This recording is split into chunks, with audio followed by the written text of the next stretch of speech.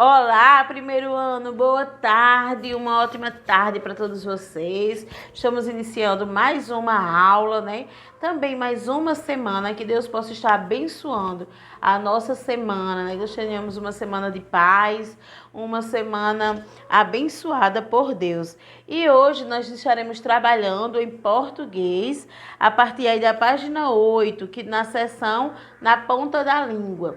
E hoje nós estaremos trabalhando aí, né, o gênero textual, curiosidades científicas. Semana passada nós trabalhamos dois textinhos, né, dois textinhos já trabalhando aí curiosidade científica. Podemos perceber ali no texto 1 que nós falamos sobre a curiosidade, sobre o focinho e a língua pegajosa do tamanduá. E também o texto 2, onde falamos sobre a rivalidade entre cães e gatos. E você pode perceber que geralmente os títulos dos textos de curiosidade científica desse gênero textual, ele vem com uma pergunta, né? Ele vem com uma pergunta já incitando você a conhecer mais sobre aquele assunto tratado. Então, o gênero textual, curiosidades científicas, né? Ele procura explicar curiosidades, né? Curiosidades aí numa linguagem clara e de forma científica, ou seja, verdadeira, né? Sobre algo. Então, vamos lá? Aí, nós temos aí na página 8, analise os títulos de cada texto. Neles aparecem sinais que não são letras. Marque esses sinais com um lápis vermelho. Então, retornando lá aqueles dois textos trabalhados, né? Ainda o texto 1 e o texto 2 trabalhado. Você vai procurar aqui no título dos textos, do texto 1 e do texto 2, o sinal, né, que aparece aí nos títulos e vai marcá-lo de vermelho, ou seja, circular, né? Circula ele aí com um lápis vermelho, tá certo? Vamos encontrar. Deixa eu te aproximar para você poder perceber, não sei se vai dar para você perceber. Observe aqui, tia, olha só. Percebe que aqui tem um sinal de interrogação, né? Esse sinal, ele é usado aí, veja só. Este é o sinal de interrogação e ele é usado sempre que fazemos uma pergunta, né? Um questionamento. Então, como vocês viram, os dois títulos do texto, vamos lá. Você sabia que o focinho comprido e a língua pegajosa do tamanduá-bandeira fazem com que ele pareça um aspirador? Tá vendo? Uma pergunta. Sempre que aparece esse sinalzinho, esse que tia mostrou aqui na luzinha, ele está fazendo uma pergunta. E, portanto, nós usamos uma entonação na nossa voz, né? Direcionando aquilo que nós estamos lendo a uma pergunta. Olha só, no texto 2. Como se explica a rivalidade entre cães e gatos? Tá vendo? Outra pergunta. Perceba o sinal aqui no finalzinho. Então, você vai lá nesses dois títulos, vai encontrar o sinal de interrogação no final do texto e circular aí de vermelho. Tá certo? Vamos continuando aí. Agora, questão 1. Os títulos do texto são... Aí tem uma pergunta, uma piada ou uma resposta. Então, como nós vimos, né, aí, tia já falou, sempre que nós usamos o sinal de interrogação, nós estamos fazendo uma pergunta. Então, portanto, a resposta correta é o primeiro quadrinho, onde você estará marcando aí uma pergunta, né? Sempre os títulos do texto lá que nós vimos são uma pergunta. E na grande maioria dos títulos de curiosidades também são uma pergunta. O 2.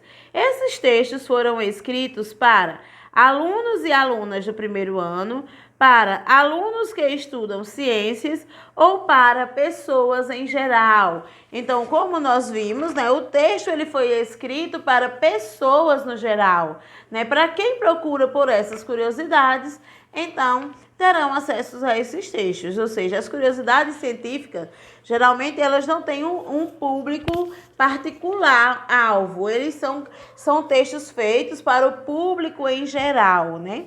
Então, você vai estar marcando aí o terceiro quadrinho com a resposta pessoas em geral. E o terceiro diz: em qual dos textos a explicação é dada por uma autoridade no assunto? Aí tem no texto sobre o tamanduá-bandeira ou no texto sobre cães e gatos. E aí, quem lembra do textinho que nós trabalhamos? Então, como nós vimos na aula anterior, né, foi aí o texto sobre cães e gatos. Por quê? Porque o texto sobre cães e gatos, ali quem escreveu foi o veterinário, né, Mauro Lantzmann, que é especialista em comportamento animal. Então, ele era, sim, uma autoridade, né, aí sobre o assunto. Ele estudava o comportamento animal e, portanto, ali ele tinha autoridade para falar aí da rivalidade entre cães e gatos, né? Era um veterinário especialista em comportamento animal. Portanto, você deverá marcar aí o segundo quadrinho. Vamos só verificando aqui, olha só. Na primeira questão, você estaria marcando uma pergunta. Na segunda questão, você estaria marcando a resposta pessoas em geral. Na terceira pergunta, você estaria marcando no texto sobre cães e gatos. Vamos para o quarto. E no quarto, diz assim: no texto 2, a expressão o mais provável significa o mais possível ou o mais difícil. Então, olha, o mais provável, que vai lá no contexto do texto para reler esse trechinho para você refletir.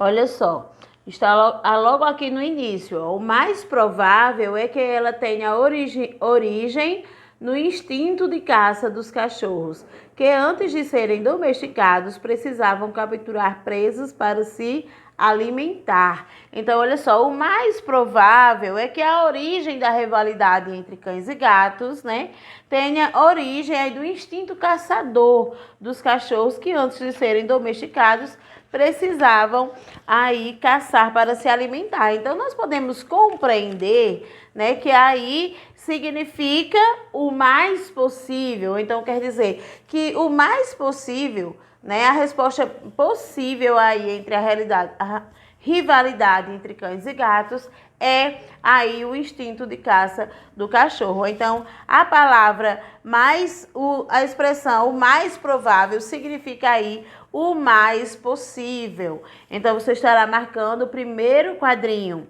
E o quinto diz: leia a frase. Essa seria a hipótese que mais se aproxima de uma definição científica. Ou seja, essa seria a resposta, né, o ponto de vista que mais se aproxima de uma definição científica, ou seja, verdadeira, né, verídica. O que você entende por hipótese? Uma história, uma ideia, uma definição. Ó, hipótese. Então, aí é uma história, a hipótese é uma história, uma ideia ou uma definição. E aí, então, nós podemos entender o quê? Vamos lá, você vai ler só um trechinho. Nós já temos aqui mesmo na pergunta, né? Tia Belisa já fez. Essa seria a hipótese que mais se aproxima de uma definição científica. Então, como está dizendo que é uma que se aproxima de uma definição científica, nós podemos compreender que é o quê? Uma ideia que mais se aproxima de uma expressão científica, uma ideia. Então, você deve marcar aí uma ideia, o segundo quadrinho. Vamos para a questão 6. Os textos chamam a atenção dos leitores por meio de uma pergunta engraçada, uma curiosidade do mundo científico ou uma história mágica, né? Essa daqui está bem nítida, aí que os textos chamam a atenção, chamam a nossa atenção aí através de uma curiosidade do mundo científico, né? Eles trazem aí geralmente uma curiosidade na pergunta. Então, mesmo que seja uma pergunta, né? Mas o que torna essa pergunta aí, que chama a atenção dos leitores, é a pergunta sobre a curiosidade de um mundo científico. Então, é a curiosidade que chama a atenção. Você deverá marcar aí o segundo quadrinho também, o quadrinho do meio. E o 7 diz, os textos procuram.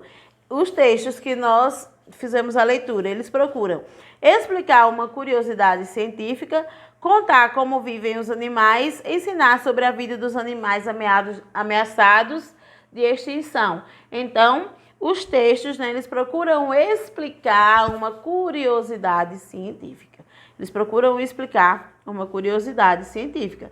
Então, você vai aí marcar o primeiro quadrinho na questão 7. E então, ficará assim.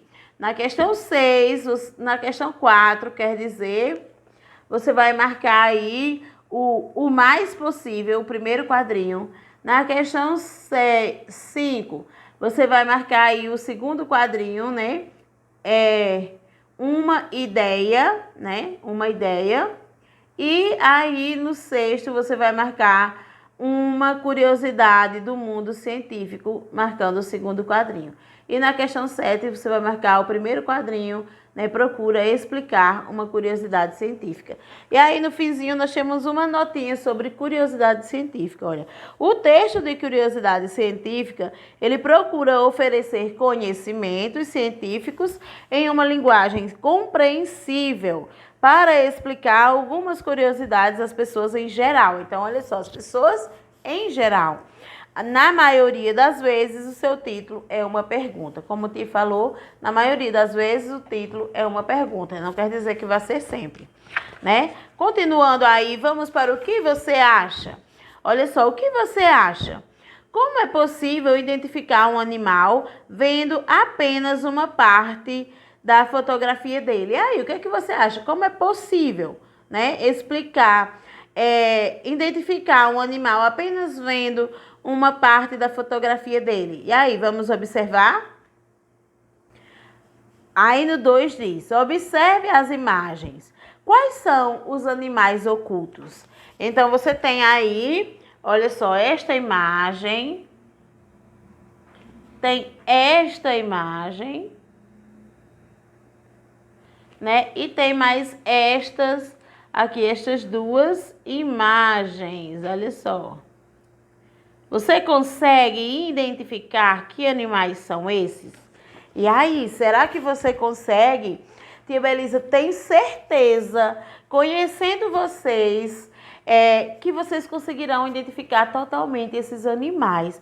Mas como você faz isso? Né? Como você consegue observar só um pedacinho desse animal e consegue identificar que animal é esse? Eu creio, né, assim, que você fará essa construção aí a partir da imagem mental que vocês já têm. Vocês provavelmente já viram imagens desses animais, né? Ou até já viram alguns deles frente a frente, né? E aí vocês fazem a comparação com esse trecho dessa imagem, essa parte dessa imagem, com a imagem mental desse animal que vocês têm. E daí vocês conseguem aí identificar que animal é esse. Então, veja só, aqui você vai observar, né, esses animais e vai colocar o nome deles embaixo. E aí, será que você vai conseguir? Tenta aí, tá bom? E vamos agora para a Cri-Cri. Fazer rimas com o nome dos animais. Ligue as frases. Aqui o Litinho tá ligado, mas você vai deixar bem distante um pouquinho. Você tem a primeira coluna e a segunda coluna. E você vai fazer rima com o nome aí, né? De animais. Vamos ver. O gato passeia, né? Tem a primeira coluna. O cachorro sobe. O passarinho voa. O macaco está em cima. A perua anda, o castor cheira, a borboleta pousou, o vagalume ilumina. Pelo caminho, aí do outro lado tem pelo caminho, no mato, do buraco, no morro, o negrume, a flor, pela rua na violeta. Então, como ficará? Nós primeiros vamos fazer aí com a primeira. Ligue as frases às rimas, né? Nós vamos ligar a primeira parte da frase é o seu final, fazendo rima. Então, o gato passeia. Qual é dessas outras palavras aqui que vai rimar com gato? O gato passeia no mato, né? Então, a primeira frase ficará: o gato passeia no mato. Você vai aí observando o nome do animal e vai observando na frente qual daquelas palavrinhas que estão na frente tem a terminação semelhante, né, com o nome do animal, que a rima você vai fazer com o nome dos animais, ó. Perceba que na primeira que te citou como exemplo aí, o gato passeia no mato, ó. Gato, mato, terminou aí igual, né? Então ela vai terminar aí com o mesmo som da palavra do animal, tá certo? E aí na questão 2 diz: agora copie as frases que você ligou. Então depois que você copiar, que você fizer a ligação, aí você vai copiar as frases como ela ficou. Por exemplo, o gato passeia, aí você vai lá e liga o final, no mato. Então você bota a frase todinha na primeira linha. O gato passeia no mato. Com a letra pequena, né? Senão não vai dar aí no espaço. Mas caso não der, você já sabe, copia no final em um papel o final e cola embaixo, depois vira para cima. Importante é fazer. A outra, aí embaixo diz, no 2 diz: agora copia as frases que você ligou. Então, depois que você ligar as frases, você vai escrevendo aí cada frase em uma linha, tá bom? Então, vamos lá. Olha só, na primeira ficou assim. Você pode pausar o vídeo agora e depois só confere se você fez corretamente, tá bom? Olha só, a primeira ficou: o gato passeia, né? O gato passeia no mato. E a segunda: o cachorro sobe no morro. Observa, o cachorro. Aqui, ó, pegou toda essa parte, ó. Cachorro, morro. E gato e mato, tá vendo? Gato e mato. Então, a terceira frase ficará como? Então, olha só, a terceira frase ficou: o passarinho voa pelo caminho, né? O passarinho voa pelo caminho. A outra ficou: o macaco está em cima do buraco, do barraco, né? Do barraco. E a perua anda pela rua. Então, perceba, rua, perua, né? Macaco rimou com barraco, passarinho rimou com caminho, tá certo? Rimou com caminho. Então, você pausa, termina, né? E vamos fazer aí as que faltam. E agora, para finalizar aí, né? O castor cheira a flor. Então, or de castor rima com flor, né? Aí com or também. E aqui, a borboleta, tem que estar alternando as cores para ficar melhor, para vocês verem. A borboleta pousou na violeta, né? Então, aí tá finalizando, também tá rimando, né? Borboleta com violeta. E aí, a última: e o vagalume ilumina o negrume. Então, ume aí com ume de negrume, tá certo? Está rimando. Como vocês sabem, a rima ela tem um som final igual ou semelhante, né? Então, vocês viram aí que nestas palavras estão aí iguais. Então, vamos lá. Vocês vão escrever todas as frases. E para finalizar, nós vamos aqui para essa parte. Divirta-se. Leia a charge e responda ao que se pede. Aí tem os dois peixinhos, né? Lindos, conversando. Olha os balãozinhos. E um peixinho fala para o outro: o que faz o seu pai? E o peixinho responde: nada. E o seu? Aí ele fala: nada. Ele responde: nada também. E aí, olha só, onde está o humor dessa charge? O que você achou de engraçado? E então a gente pode perceber que o humor aí está o quê? Na palavrinha nada, né? O humor está na palavrinha nada. Um pergunta o que o seu papai faz? Aí ele fala nada. E o seu? Ele diz o meu, o outro responde nada também. Ou seja, se torna engraçado porque nada, né? Na verdade é uma palavra que é o contrário de tudo. Ou seja, é como se ele estivesse dizendo que o pai dele não faz nada. Mas nada também é aí o modo, né, como os peixes se locomovem na água, né, o modo de locomoção dos peixes. Então, é aí que está o humor da charge. Olha só, vamos lá. Tia Belisa fez aqui a resposta e vou colocar para vocês e vocês pausam o vídeo para vocês estarem aí fazendo, tá certo? Deixa a tia só consertar esse tio de tia Belisa para ficar melhor para vocês entenderem. Tá certo? Olha só.